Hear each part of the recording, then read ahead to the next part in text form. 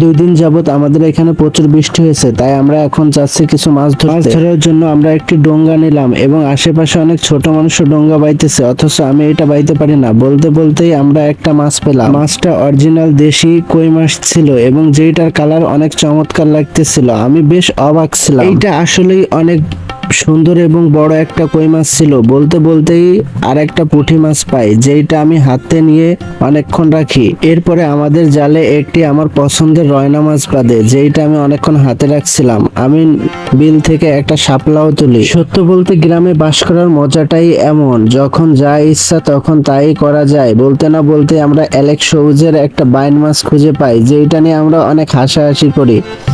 আসলে আমার সাথে আরেকজন ছিল। আমি মূলত এই জালের ভেড়াটা সঠিকভাবে বাইতে পারি না, তো আমার একটা খালাতো ভাই আমার সাথে ছিল, যে এই মাছগুলা ছাড়াচ্ছিল এবং ভেড়াটারে খুব সুন্দরভাবেই চালাচ্ছিল, আর আমি পিছে বসে ভিডিও বানাচ্ছিলাম। আসলে অনেকগুলাই আমরা মাছ পাই, আর এগুলা সবই পিওর দেশাল অরিজিনাল মাছ ছিল, যেটার মধ্যে কোনো ডুপ্লিকেট ছিল না। আর একমাত্র তারাই এরকম নির্ভেজাল দেশাল মাছ খাইতে পারে, যারা এই গ্রাম অঞ্চলে বাস করে।